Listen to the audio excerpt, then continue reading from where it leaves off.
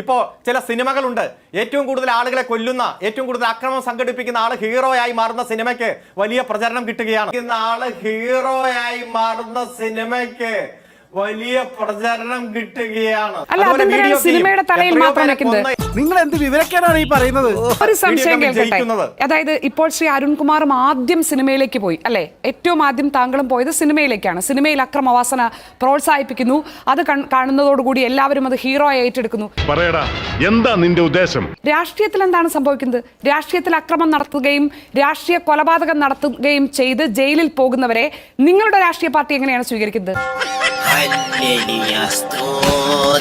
ഈ പറഞ്ഞതുപോലെ ഹീറോ ആയിട്ടല്ലേ? അതോ അവരെ എന്നേക്കുമായി ജീവിതത്തിൽ നിന്ന് മാറ്റി നിർത്താനും അവർക്കെതിരെ കർശന നിയമ നടപടി എടുക്കാനും അവർക്കെതിരെ ആഹ്വാനം നടത്തുകയുമാണോ നിങ്ങൾ ചെയ്യുന്നത്? ഇത് വടി കൊടുത്ത് അടി വാങ്ങുന്ന പരിപാടിയാണല്ലോ ബാബു. സിനിമയിൽ ഈ വില്ലത്തരം കാണിക്കുന്നവരെ ഹീറോ ആക്കുന്നു എന്ന് പരിതപിക്കുന്ന താങ്കളും ഇന്ന് താങ്കളുടെ മുഖ്യമന്ത്രി നിയമസഭയ്ക്കുള്ളിലും അക്രമം കാണിക്കുന്ന, പാർട്ടിക്ക് വേണ്ടി അക്രമം നടത്തുന്നവരോട് എന്ത് നിലപാടാണ് സ്വീകരിക്കുന്നത്? നിങ്ങൾ അക്രമവാസനയെ പ്രോത്സാഹിപ്പിക്കുകയാണോ നിരുത്സാഹപ്പെടുത്തുകയാണോ ചെയ്യുന്നത്? ഈ പഠന റിപ്പോർട്ടിൽ മയക്കുമരുന്നിന്റെ ഉപഭോഗം ഏറ്റവും കുറവുള്ള സംസ്ഥാനം കേരളമാണ്.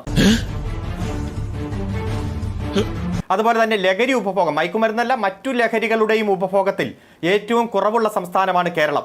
ഓഹോ, അങ്ങനെയാണല്ലേ? പ്രസ് ഇൻഫർമേഷൻ ബ്യൂറോ ഉണ്ടല്ലോ, PIB, അതിന്റെ റിപ്പോർട്ടിന്റെ അടിസ്ഥാനത്തിൽ വന്ന വിവരം അനുസരിച്ച് 2024 25,000 കോടി രൂപയുടെ മയക്കുമരുന്നാണ് ഈ ഇന്ത്യയിൽ പിടിച്ചിരിക്കുന്നത്.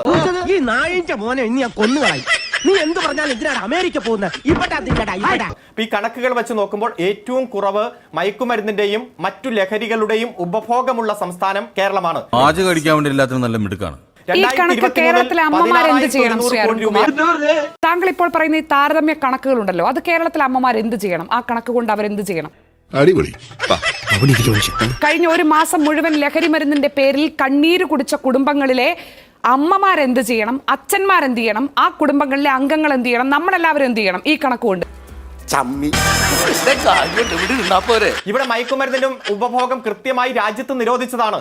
അപ്പോ 25,000 കോടി രൂപയുടെ മയക്കുമരുന്ന് ഈ രാജ്യത്ത് കയ്യോടെ പിടിക്കുകയാണ് കഴിഞ്ഞ വർഷം. ഒരു മാറ്റവും ഇല്ലല്ലോ. കണക്ക് കൊണ്ട് എന്ത് ചെയ്യണമെന്നാണ് ഞാൻ ചോദിച്ചത്. അതിന് താങ്കൾ മറുപടി പറഞ്ഞാൽ ഞാൻ ഇടപെടില്ല. ഇവനൊക്കെ എവിടുന്ന് വരുന്നടാ? അരുൺകുമാർ, ദയവ് ചെയ്ത് ഒരു കാര്യം മനസ്സിലാക്കൂ. അങ്ങേയറ്റം എത്തിയെന്ന് നിങ്ങൾ തന്നെ സമ്മതിക്കുന്നുണ്ട്. അങ്ങേയറ്റം എത്തിയെന്ന് നിങ്ങൾ തന്നെ സമ്മതിക്കുന്ന കാര്യത്തിൽ ഇവന്മാരൊന്നും ജീവിതകാലത്ത് നന്നാവില്ല. പഞ്ചാബിൽ കുറച്ചുകൂടി കൂടുതലാണ് മയക്കുമരുന്ന് പിടിച്ചത്, ഇവിടെയാണ് കൂടുതൽ എന്ന് അറിഞ്ഞതുകൊണ്ട് ഇന്ന് അക്രമം നേരിട്ട മനുഷ്യരുടെ ബന്ധുക്കൾ എന്ത് ചെയ്യണം? നാളെ ഇത് പേടിക്കുന്ന അമ്മമാരെന്ത് ചെയ്യണം?